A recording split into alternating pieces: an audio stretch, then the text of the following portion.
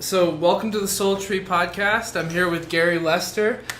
Garry is a really close and dear mentor of mine, somebody who's made a huge and significant impact on my life, and I'm just so glad that you're here. And vice versa. Ryan is somebody who's been so sweetly open and generous with his listening that the difference that's been made has been a function of his openness and his listening. So, privilege for me. Glad to do it.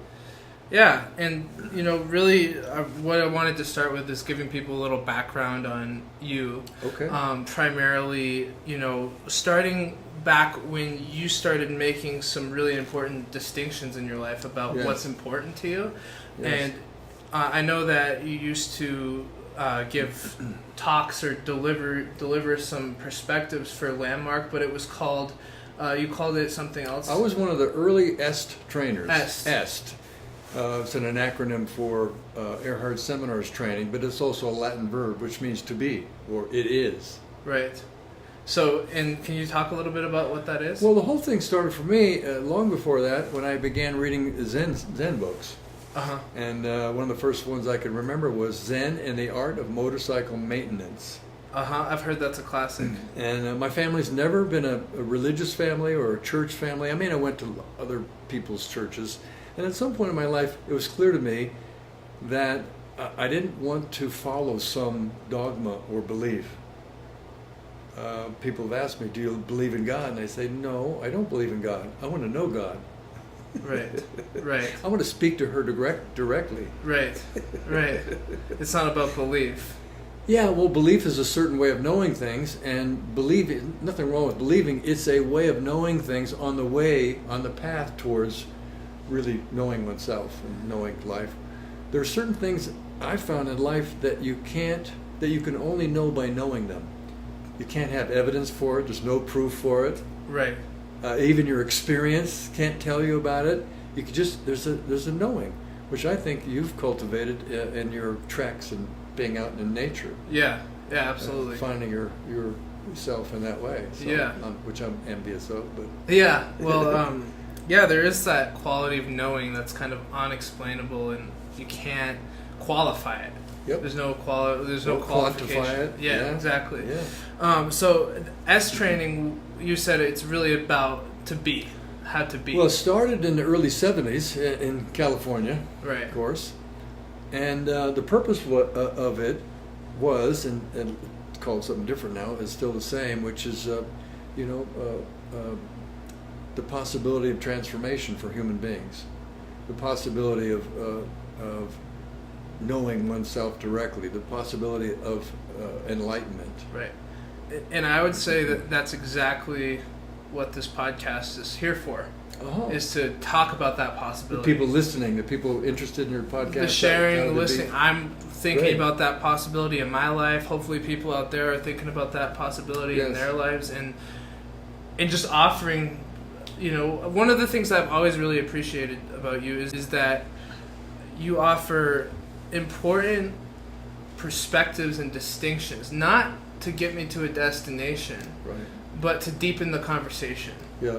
To further my awareness. Yes. To presence me in a different way. Yes. So, for example, if I'm thinking one way, instead of saying, no, you should be thinking this way, what you've always done so well is offered a perspective in which I can engage my thinking in a different way. Something to explore. Right. One of the things I like to say, and I do in working with new people in my consulting, is talk about, there isn't something I know that I think and believe that if you knew, you would be better. Right.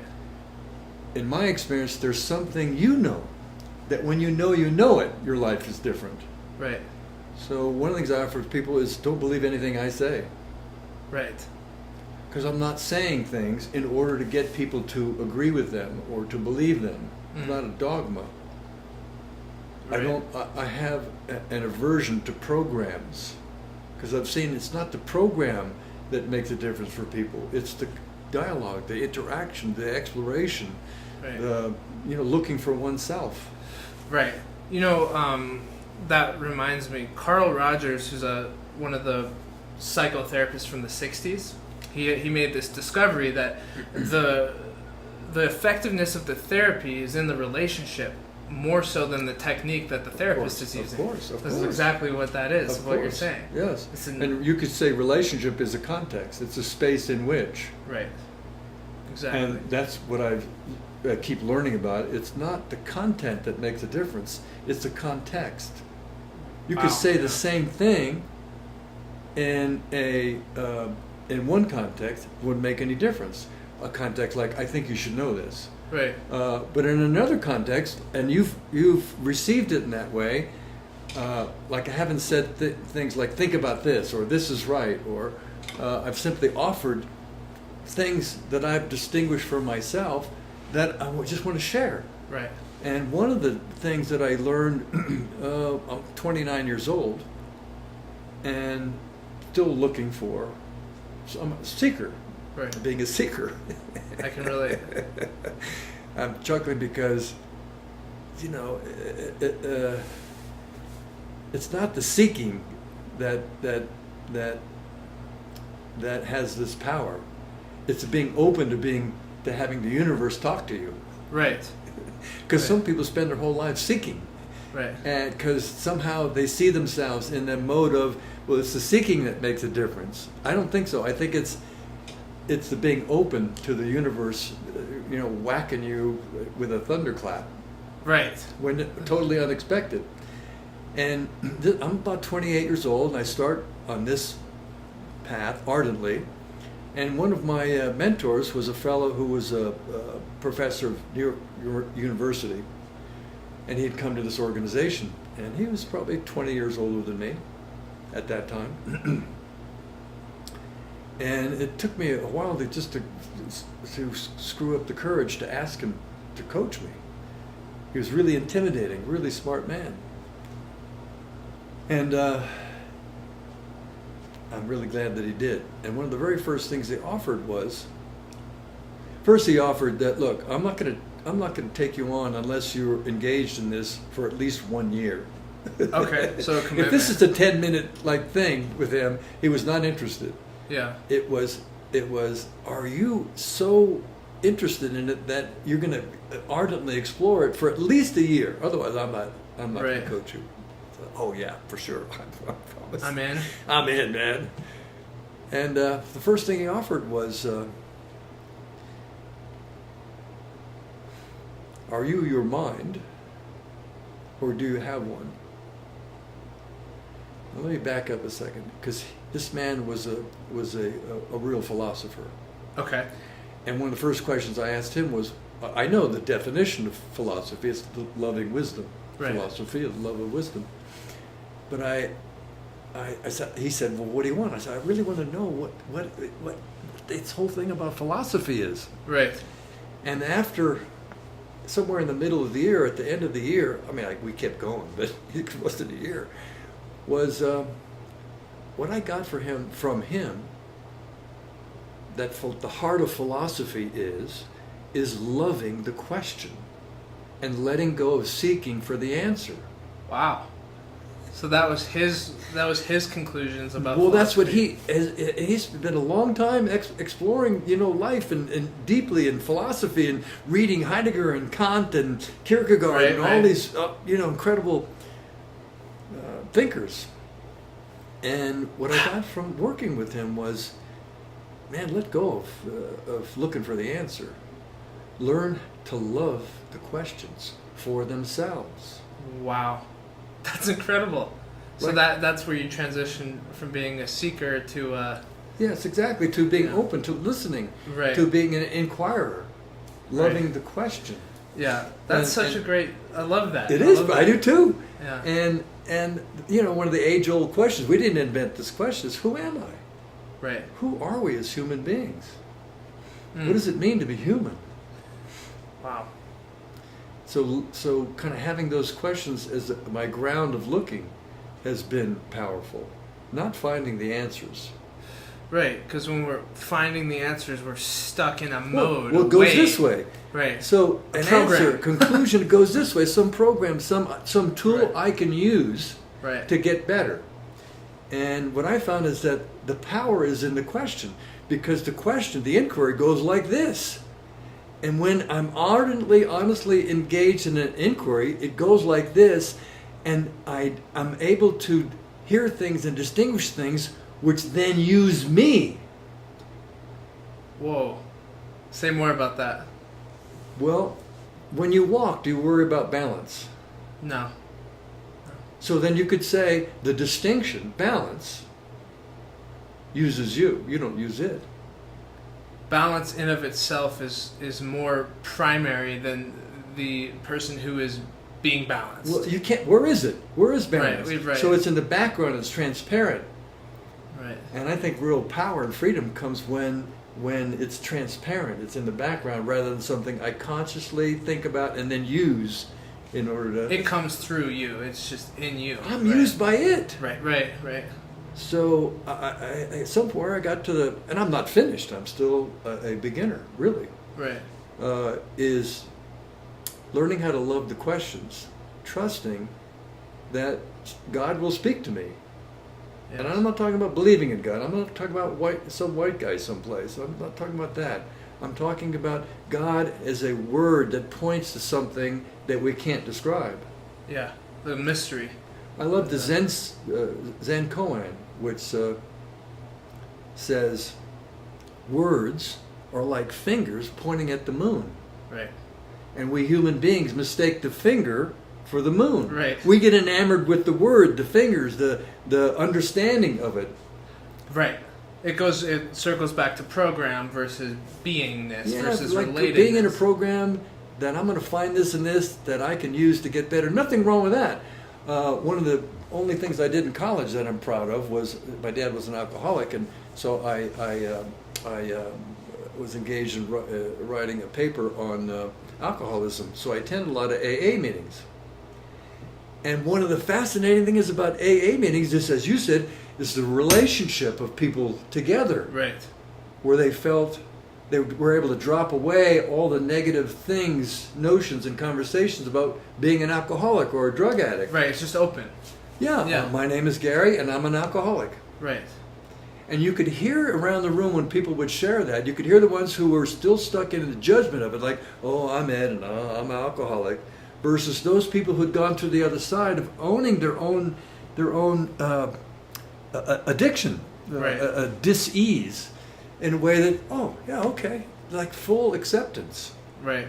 You know, you and I know and understand the source of freedom is acceptance. Right. Embracing what is, right? Rather than resisting what is. But as a concept, no power. Yeah, you can know it, but you don't really know it. I can understand it, right? But that's the booby prize, as some people have said. Yeah. Understanding is the ultimate booby prize. So, just kind of circling back here to this love of philosophy, love of the question versus the answer. Yeah.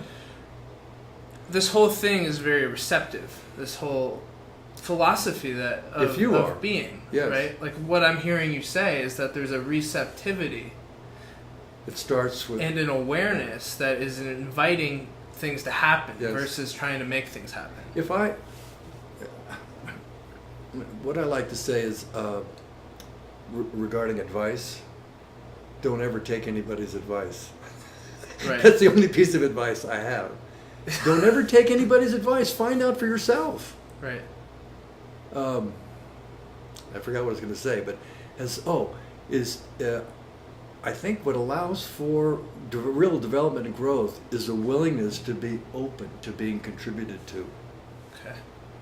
So kind of would receiving be that's a great word, but a willingness to receive. Willingness. It starts with the willingness, because it's at some. I mean, were you always open to receiving? No, I wasn't either. But the coming to know what it is to be open begins with the willingness to. So wherever you are on the pathway, the Tao, on the way, I think the key. And there's a book titled this, and a woman was in a training of mine, and she shared with me this manuscript of a book that she was about to publish it, and you can probably find it online. It's called the key is willingness. So it starts with the willingness. even if you find yourself being locked into your point of view and your own mind and angry and upset, can you just start with being willing to receive? Willing to be open to being contributed to. And then when you are contributed to, just as how you've come to be this person, when you've been open to receiving and being contributed to, then the natural thing is to then acknowledge and thank and appreciate those who've contributed to you, which is an amazing contribution to them. Right. Wow. Yeah, there's so much focus on generating, giving, focusing, like moving forward, that sometimes we forget to slow down and just look around and be open. If I can share this, is that okay? Absolutely. So I used to lead trainings for EST and Landmark, and I was gone traveling around the world 22 to 23 days a month. And there's a period, and I did that for about 20 years. There was a period where I really wanted to know, my question was, why does the world look like it does? Why? How come it looks like it does? And it looks like it's getting worse. Right.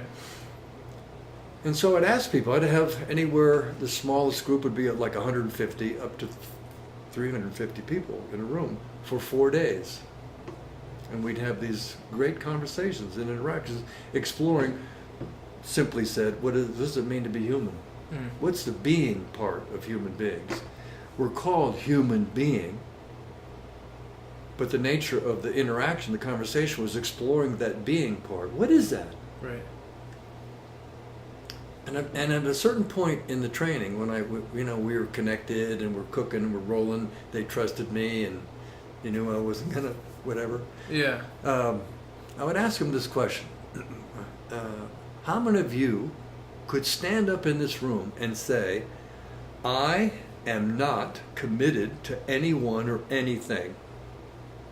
I am not committed to making a difference. I am not committed to contributing to life and to people"? And I did that over a period of several years to probably about, 15 to 20,000 people. Israel, India, London, France, Canada, all over the United States. Yeah. What'd you find? Europe, Germany. I couldn't find one person who could authentically and stand up and say, "I don't give a shit." Not even one? Not one. Wow. It's a pretty big sample size. Well, yeah. It was. I thought it was enough for me to then extrapolate. 10,000 or so. For me to then extrapolate and go, well, okay. Now at that point there was like 6 billion people on the planet. Maybe every human being is just like us. We're born into a way of being, wanting to contribute, wanting to make a difference. That's why we give advice and tell people that's why my mother did all those things she did. What does she want? She wanted to make a difference with me in my life. Right. Now, was I receptive to it? Well, a lot, no. Right. So there was this, every time we did it, at that point there was this kind of silent pause of people kind of sitting back in their chair and go, wait a second. Man, 10,000 people, 15,000 people he's talked to, maybe the 6 billion of us are walking around the planet wanting to contribute, wanting to have in their lives, to be able to look back at their lives and say, I made a difference. So that was like, wow. Then I would ask this question in that silence. How many of you can stand up and say, authentically, really, that you are open to being contributed to? Right. The same group of people. What'd you find? I couldn't find one person. I'll never forget this woman, I forget her name, but she stood up in Reno, Nevada, and she stands up in this conversation. She says, I am open to being contributed to. I've talked to 15 to 20,000 people. I couldn't find one person who could say, I don't care. Right. I have moments of not caring, but I couldn't say fundamentally, I don't care about anyone, anything, making a difference in life, back with it. Right. So then I asked them this question right behind our seeing this together. How many of you are open to being contributed to? I couldn't find anybody of the same group, except this one person. She stood up And she's just adamantly said, I am too, open to being contributed to. Everybody else in the room got it. When she stood up, they could see it. But I said, okay, well, how about you kind of hang out with it a while? Not like, I'm not saying for you to believe what I'm saying, just kind of hang out with it and see what you see. And I'll bet you my ranch against your ranch. I don't have a ranch, but I'll bet everything I have against everything you have, that at some point you'll see what you just said isn't real for yourself. Just, okay. She comes in the next morning and she's the first one to pop up and shares. She stands up and she reaches in her purse and she hands out her keys. I said, what happened? She said, well, I went home and I was talking to my husband about what we're doing here, and it only took me 10 minutes to see I'm not open to his contribution. Oh, gosh. So she just saw it in real time. And there's this conundrum. Here we are wanting to contribute. But there's no one who's open to receiving and listening and being open to being contributed to. Wow. And that's how come the world looks like it does. Wow. We're so upset and frustrated that our central life's intention to make a difference is thwarted by others, just like me, who are more not open to being contributed to than open to being contributed. Right. It's a gift. You and I have talked about this. We talk about this in consulting and coaching.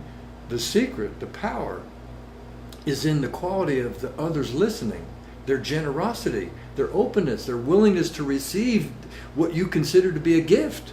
Right. It's not in the... It's not in the speaking. Right.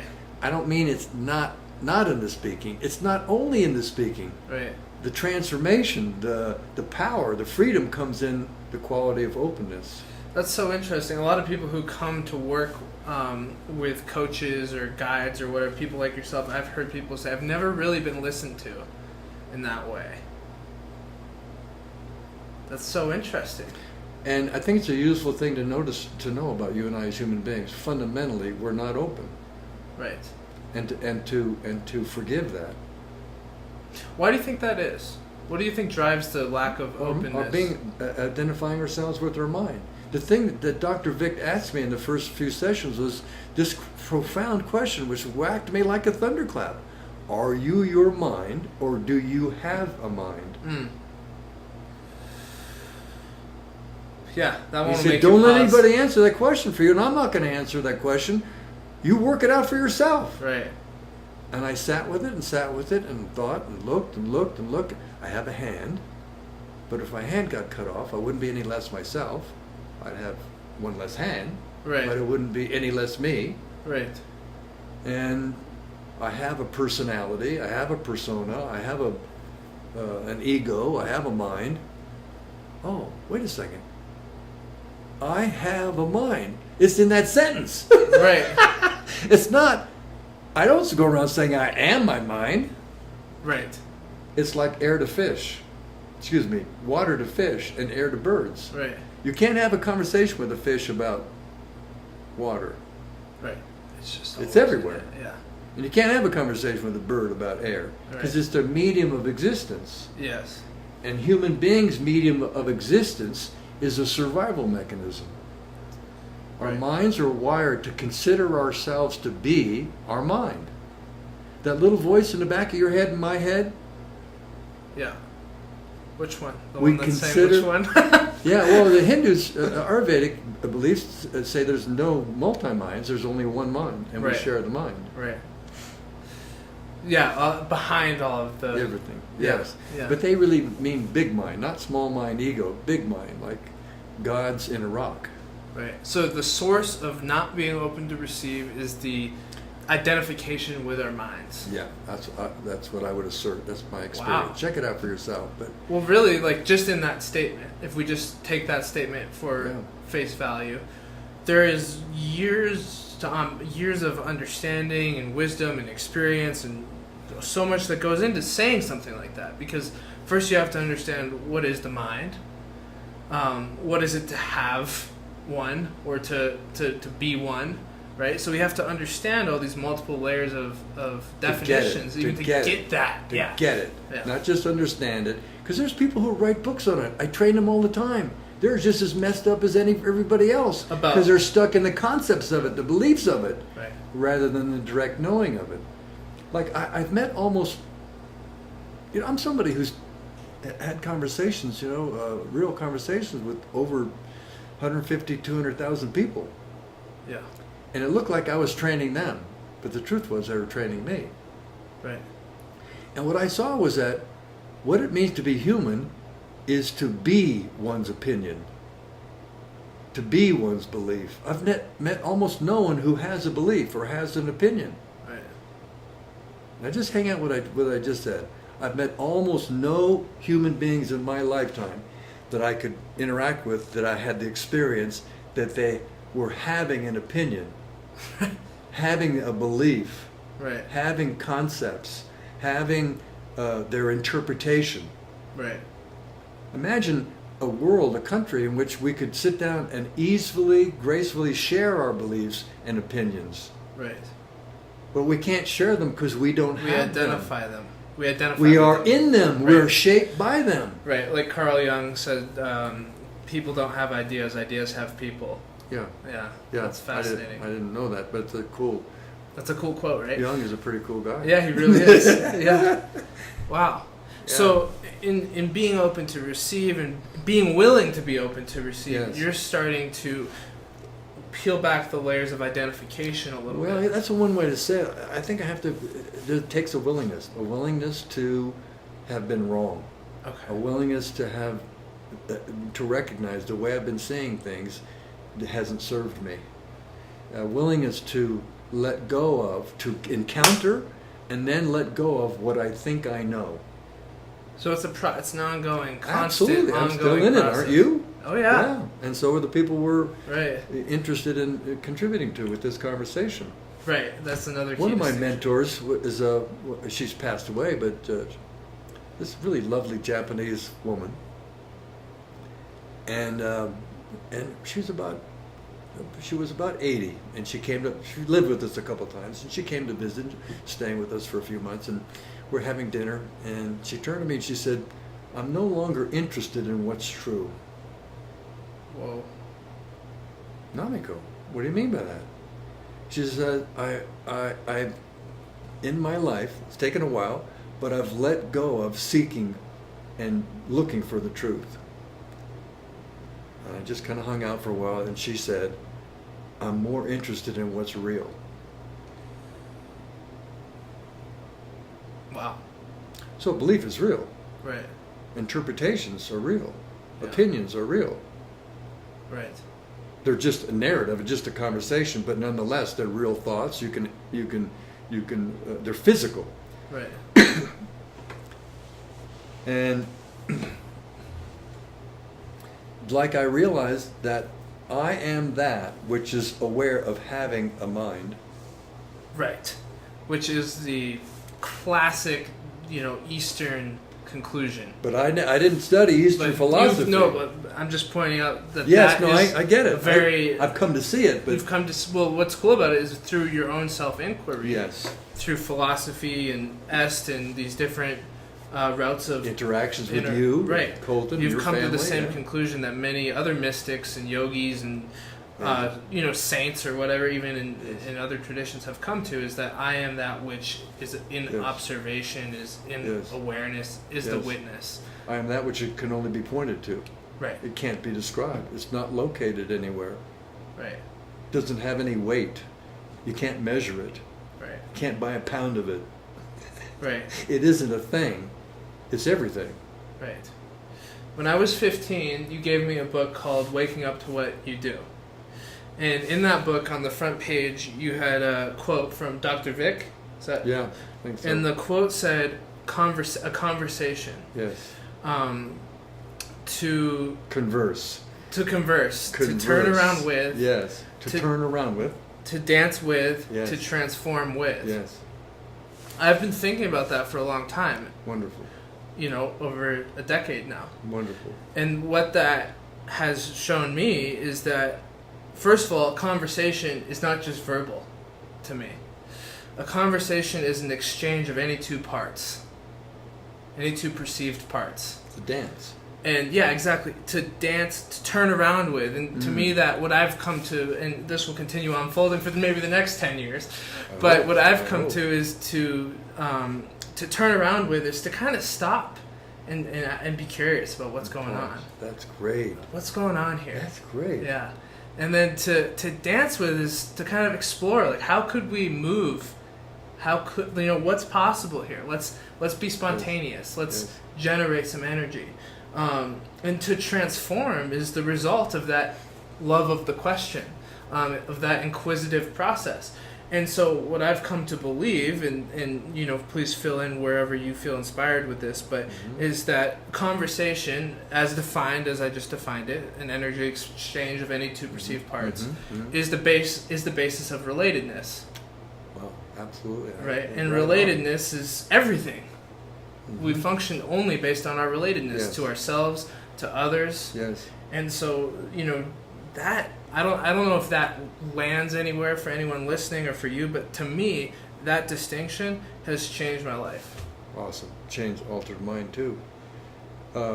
Even physicists are telling us it's all connected. Already all connected. Right. We come from the stars. Every piece of our physical bodies came from the universe. This is not belief. This is academia and real science. Right. They just found at CERN this little particle that holds everything together. What's it called, CERN? It's called, in CERN they have a circular linear accelerator in which they bang molecules against each other and find out what's the source of the physical universe. Right. And they found this small particle, and it was named after the physicist, the scientist who predicted that it would be there. His name is Higgs. So they called this thing, without which the whole universe would fly apart. It's called the Higgs boson. And they're telling us that you and I, the walls, the floor, the chairs we're sitting on, the target when we're playing golf, right, the future, everything on Earth and in the entire universe is already connected, related. But we don't live that way. We don't live in knowing and appreciating they were already and always have been deeply connected. Right. Yes. So the struggle is, which negates that, is trying to get related, trying to get connected, rather than being aware of that which already surrendering to the possibility, the awareness that we already are connected. Right. I mean, how many times you've met with somebody and you already had a sense of who they are and their lives even before they open their mouths. Right, you get that feeling, you get that vibe, or whatever you'd call it. Whatever you want to call there was a secondary piece to that realization that I've just been reminded of in listening, and that is when I realized that everything's a conversation and everything's relatedness. The next piece of awareness that I can ask myself is, well, what kind of conversations am I having currently? And the following question is, are those conversations that I'd like to be having or not? And to me, like when I talk about coaching or working with other people, like the awareness that I would aim to create is, what are the conversations that are going on inside of you? How are you in relatedness to yourself? How does that pour out to others?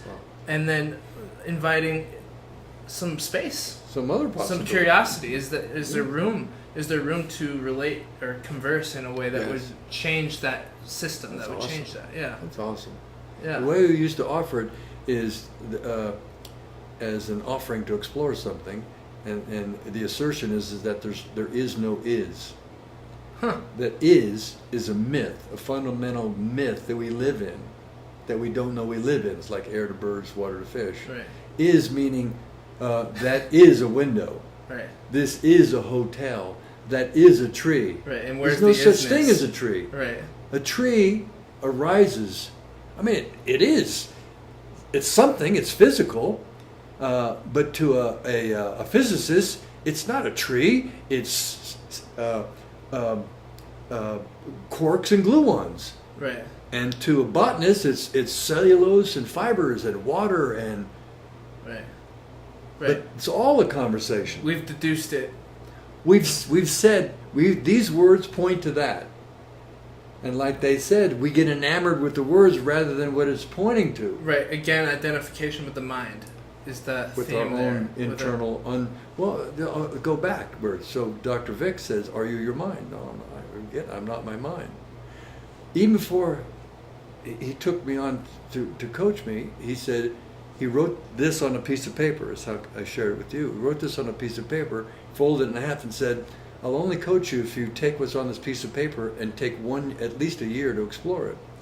And I opened up the piece of paper, and it's that piece of paper I shared with you, and on the top was converse, right, colon, underline, bullet point, to turn around with, underline with, bullet point, to dance with, underline with, bullet point, to transform with, underline with, and underneath that in little letters were parenthesis, a spiritual connecting. Right, and that's exactly what it says in the book you gave me. Yes. I love it. And so I took that on, and I was true to my word. I explored it. And he said, to explore what I'm offering here in everything you do, with your family, in every course you lead, every course you're in, your whole life, at least for a year, and I've been doing it for now 40-something years.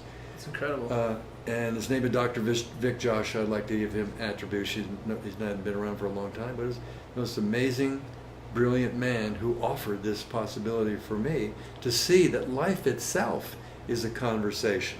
Yeah. I began to see why he was a threat to me was I didn't finish college. And my internal dialogue said, my voice said, which I consider myself to be, you're just not smart. And you never will be smart. And really, there's something wrong with you. And besides that, you're just not good enough. And over the years, I've come to see thousands and thousands and thousands and thousands of people have exactly the same conversation. Me too. But when we're stuck in it, there's no freedom. But if I, in a moment, can stand back and observe it, not as myself, but as an aspect of myself called the machinery of my mind. It says you're not good enough. Oh, well, okay. The mind. That's what it says. Yeah. Or it says, oh, you can't do this. Oh, okay. Well, I understand that you're saying that I can't do this. Okay. Now, what do I want to create? See, if I'm in the conversation and don't see it, which I was in my mind, in that narrative, I'm not smart. My mother went to Cal. I didn't finish college. Right. And what Dr. Vic gave me was a conversation right. in which I could explore, are you really that voice in the back of your head? The one that sounds like your mother or your father or sometimes sounds like you? Are you really that? Or are you that which is aware of that? And more in that time of my life, just began to be more connected with the awareness of having a body, having a personality, having a past. Right. Wow. And you know that you can't share something that you don't have. Right. But the moment you have is like fear. If fear has me, I can't share fear. And the only thing that makes a difference with being free, not the only thing, one of the things that makes a difference in being free with fear is being able to have the fear, surrender to it, embrace it, experience, like you've done many days and nights, in the middle of some forest someplace.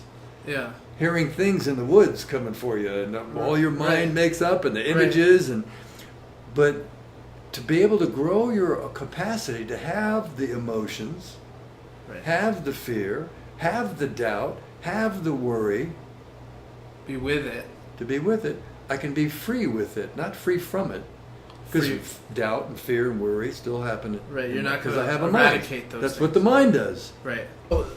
So far, I feel like we're in the depths of the universe, so I think we're doing pretty well. Okay. Let's go deeper. There's a couple of notes here that I just want to, use to get some clarity from you. Okay, let's say you're walking into a group of people or working with one person and they've hired you or invited you to come help them fix themselves, right? Fix the issue, fix the problem, right? What do you like? I understand philosophically some of the concepts you're talking about. What are like some of the notions that you might present right off the bat? Well, to take this notion of there is no is a little further, there is no is problem. Right. Say more about that. There is no something that is wrong. Nowhere in the universe. Where do you see there something is wrong other than from your mind's interpretation of what's happening? The conversation we're in about that. Right. I mean, right now as we speak, there are these beautiful, fluffy little rabbit bunnies, they're so cute, that are being scrunched by coyotes. Right. Right? Right. But that's the way that's the way the universe works. It works that way. It's not wrong. It is a problem. We shouldn't stop coyotes from trying to go after rabbits. It's in their nature. Right. So right off the bat, you take away the I have a problem. Yeah, well, I have an issue. I would go into the seriousness of it. When you say problem, what does that mean? We go inquire into it. You decharge the drama a little bit. We just look at it. Right, what is the nature of a problem? Well, a problem is essentially two opposing forces. Right. Like I want to lose weight, right? But I love to eat. Right? That's a popular one. Or I want to quit smoking, but I can't. Really like it. Or I really enjoy smoking. Right. So if it's like this, no problem. They just pass in the night. Right. The problem only is a problem when there's a stuckness. An equal but opposing force is one way to talk about a problem. And so if go ahead. Typically within you, within the they might project it out into the world. No problems within you. Right. I mean, but the opposing values. When your dog is dying of cancer, right, the only place that it's a problem is for the owners of the dog. Yes. Not the dog. Right. The dog is just experiencing whatever the dog is experiencing. Right. So they're able to accept their the way they are rather than run around poor me and poor me. They're not in a conversation. Right. So no problem. A problem only exists in language would be one way to look at it. Right. To language is simply I want to lose weight, but I love to eat. Right. Now, we'll look at what's real. You could say what's true. Do you want to lose weight? Is that true? Yes. Is that real? Thank you. Do you love to eat? Absolutely. Is that real? So then wait a second. You got two things that are real and true for you. Where's the problem? Right. The problem is that somehow I don't think they can coexist together. Well, look at that. We're making this whole massive problems boil down to in the simplest form.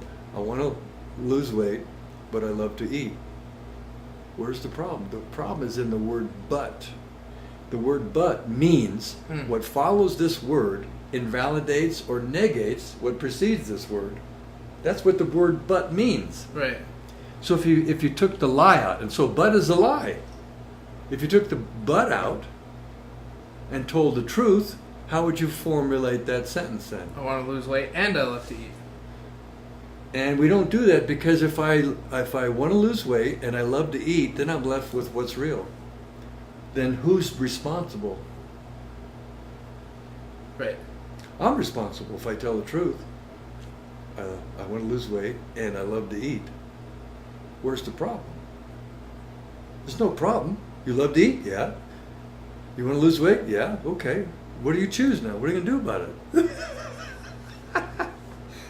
So you're helping them to do this awareness. Well, to see that you and I are the source of the lives we live. Right. Just like you said, as I find myself more dancing with life as a conversation, I'm more free to not be stuck in the circumstance. The circumstance is malleable then. Right. So there's this word, this term that's coming to mind. We create these irreconcilable opposites in our minds. Through narrative, through a conversation. I do it all the time. I did it today. Our minds do. I do it every day. Our minds do. Oh, it does it. It does it every day. All day long you got almost. Me. That's what it does. And that's interesting because that little word I. Yeah. for most of us, refers to what we identify ourselves as. The moment I got this, the word I became something different. When I use the word I am using that little word I to point to I, me, my awareness. Right. I, me, that which is aware. Right. Yeah.